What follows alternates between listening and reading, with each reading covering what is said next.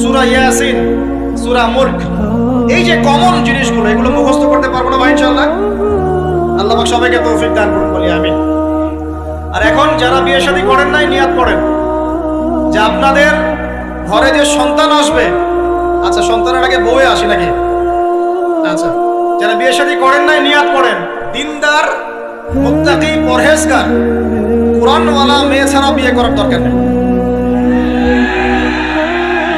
বাস বাস বাস বাস বাস।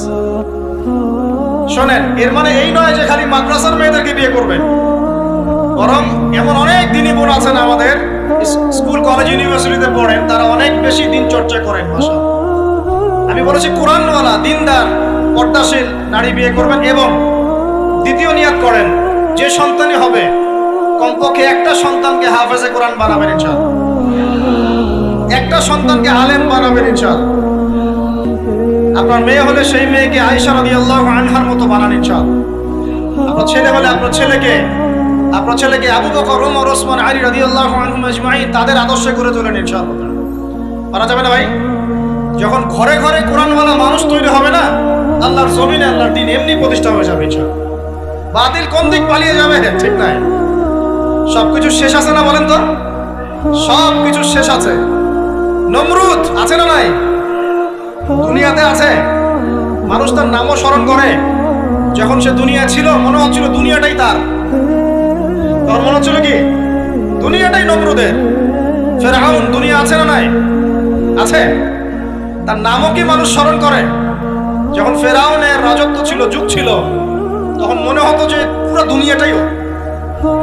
কথা বুঝতে পারছেন না? এরকম প্রত্যেক যুগে যুগে। আজ জাতির নাম শুনেছেন? আজ জাতি এই তাল গাছের সমান লম্বা চওড়া ছিল এক একজন। বিশ্বাস করছেন না? তাল গাছের সমান লম্বা চওড়া ছিল, এবং পাহাড় কেটে কেটে তারা বাড়িঘর নির্মাণ করত। তাদের কাছে আল্লাহ পাক নবী হিসেবে পাঠিয়েছিলেন হুদ আলাইহিস সালামকে। কোন নবী? সূরা হুদ পড়ে দেখবেন। আপনি যদি কবিতা, সাহিত্য, ছন্দ এগুলো পছন্দ করেন, তাহলে সূরা হুদ আপনার জন্য। সুবহানাল্লাহ।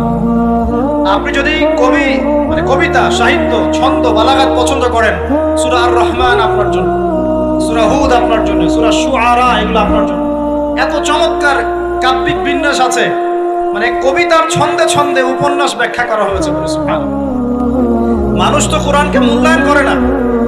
আমি লাস্ট জুমার খুতবার একটা লেকচারে বলেছিলাম, সূরা ইউসুফ, এই যে এখন সারা বিশ্বে অর্থনীতি নিয়ে যে কত কথা হচ্ছে, অর্থনৈতিক সংকট, এটা সেটা বলা হচ্ছে না, সবার ঘরে ঘরে এগুলো আলোচনা হয় তো। মাশাআল্লাহ। আপনি বিশ্বাস করেন সূরা ইউসুফের মাত্র 4টা আয়াতের মধ্যে আল্লাহ